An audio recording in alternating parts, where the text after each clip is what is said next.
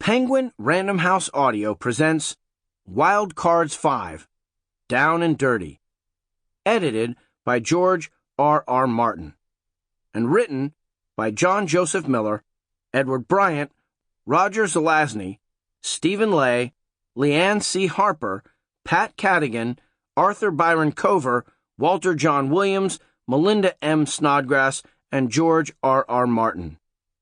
Performed by Sean Astin, Clancy Brown, Felicia Day, Roy Detrice, Jake Weber, and a full cast. Editor's note: Wild Cards is a work of fiction set in a completely imaginary world whose history parallels our own. Names, characters, places, and incidents depicted in Wild Cards are fictitious or are used fictitiously. Any resemblance to actual events, locales, or real persons, living or dead, is entirely coincidental. The works contained in this anthology are works of fiction. Any writings referred to within these works are themselves fictional, and there is no intent to depict actual writers or to imply that any such persons have ever actually written or published the fictional essays, articles, or other works referred to in the works of fiction comprising this anthology. Note to readers: in the real world, there are always thousands of stories in progress, all of them happening at once. We try to make the world of Wild Cards as real as we possibly can. The previous volume in the Wild Card series, Aces Abroad, chronicled the events of the World Health Organization Global Junket, which left New York on December 1, 1986, and returned on April 29, 1987. The first part of the volume in hand tells what happened in Manhattan from the beginning of October through the end of April, before the tour made its departure and while it was wending its somewhat troubled way around the world.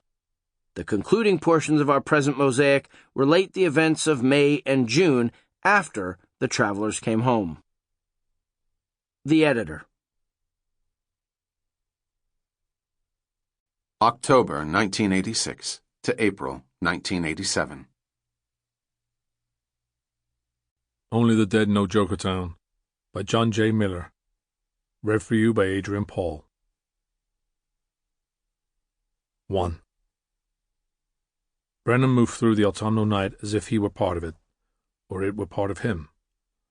The fall had brought a coolness to the air that reminded Brennan, however palely, of the Catskills.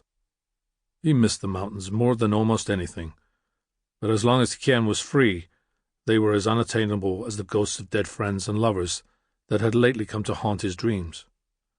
He loved the mountains as surely as he'd loved all the people he'd failed down through the years, but who could love the dirty sprawl of the city? Who could even know the city, could even know Jokertown? Not him, certainly, but Ken's presence bound him to Jokertown as solidly as chains of adamantine steel. He crossed the street, entering the half-block of urban debris that bordered the Crystal Palace. With the sixth sense of the hunter, he could feel eyes follow him as he passed through the wreckage. He shifted the canvas bag that carried his broken-down bow to a more comfortable position, wondering, not for the first time, what sort of creatures chose to make the mounds of junk their home. Once or twice he heard twittering rustles that weren't the wind and glimpsed flashes of movement that weren't shifting moonshadow, but no one interfered as he swung up onto the rusted fire escape hanging down the palace's rear wall. He climbed silently to the roof, went through the security system that would have given him pause if Chrysalis hadn't keyed him to it, and entered through the trapdoor that opened on the palace's third floor, Chrysalis's private domain. The corridor was totally dark, but he avoided by memory the delicate stands cluttered with antique bric-a-brac and let himself into her bedroom. Chrysalis was awake. Sitting naked on her plush, wine-colored fainting couch, she was playing solitaire with a deck of antique playing cards. Brennan watched her for a moment. The skeleton, her ghostly musculature, her internal organs, and the network of blood vessels that laced through it all were delicately lit by rosy light from the Tiffany lamp hanging above the couch upon which she'd spread her cards. He watched the articulated skeleton of her hand flip through the deck and turn over the ace of spades. She looked up at him and smiled. Her smile, like Chrysalis herself, was an enigma. Difficult to read because her face was only lips, and smudges of ghostly muscle on her cheeks and jaw. It could have meant any of the 1,000 things a smile could mean. Brennan chose to interpret it as a welcome. "It's been some time." She looked at him critically. "Long enough for you to start a beard." Brennan closed the door and set his bow case against the wall. "I've had business," he said, his voice soft and deep. "Yes." Her smile continued until Brennan could no longer ignore the edge in it. "Some of which interfered with mine." There was no doubt as to what she referred. Several weeks ago, on Wild Card Day, Brennan had broken up a meeting at the palace at which Chrysalis was brokering a very valuable set of books that included Kien's personal diary. Brennan, hoping that volume had enough evidence in it to nail Kien's damnable hide to the wall, had eventually gotten it for himself, but it had proven to be worthless. All the writing in it had been destroyed. "I'm sorry," he said. "I needed that diary." "Yes," she repeated, ghostly muscles bunched, indicating a frown. "And you've read it?" Brennan hesitated a beat. "Yes." "And you'll not be adverse to sharing the information in it?" It was more of a demand than a request. It would do no good, Brennan thought, to tell her the truth. She probably would think he was trying to keep it all to himself.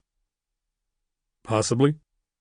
"In that case, I suppose I could forgive you," she said in a not very forgiving voice. She gathered her cards together slowly, careful of their age and value, and set them aside on a spider-legged table that stood next to the couch. She leaned back languorously, her nipples bobbing on invisible pads of flesh whose warmth and firm texture Brennan knew well. "I brought you something," Brennan said conciliatorily. "It's not information, but something you might like almost as well." He sat down on the edge of the couch, reached into the pocket of his denim jacket, and handed Chrysalis a small, clear envelope. When she reached out to take it, her warm, invisible thigh touched, then rested on, Brennan's own. "It's a penny black," he said, as she held the glassine envelope up to the light. "The world's first postage stamp, mint, in perfect condition. Rather rare in that state, rather valuable. The portrait is an engraving of Queen Victoria." "Very nice." She smiled her enigmatic smile. "I won't ask where you got it." Brennan smiled in response, said nothing. He knew that she knew perfectly well where he'd gotten it. He'd asked Wraith for it when they were inspecting the stockbooks full of rare stamps she'd heisted from Kien's safe, the same safe from which she'd removed his diary during the early hours of Wildcard Day. Wraith had felt bad that Brennan hadn't gotten what he'd wanted from the worthless diary, and had gladly given him the stamp when he'd asked for it. "Well, I hope you like it." Brennan stood and stretched as Chrysalis set the envelope aside on her stack of cards. It had been a long day, and he was tired. He went to the side table by Chrysalis's canopied four-poster bed and lifted a decanter of Irish whiskey that she kept there for him. He looked at it, frowned, and put it down. He rejoined Chrysalis on the couch. She edged forward lightly and covered his body with hers. He drank in the musky, sexual scent of her perfume, and watched the blood rush through the carotid artery in her neck.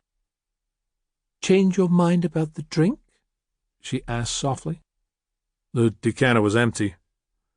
Chrysalis drew back a little, stared into his questioning eyes. "You only drink amaretto." It was a statement, not a question. She nodded. Brennan sighed. "When I first came to you, I only wanted information. I didn't want anything personal between us. You started that. If it's to continue and become meaningful, I have to be the only one in your bed. It's the way I am. It's the only way I can give myself to anyone." Chrysalis stared at him for several seconds before replying.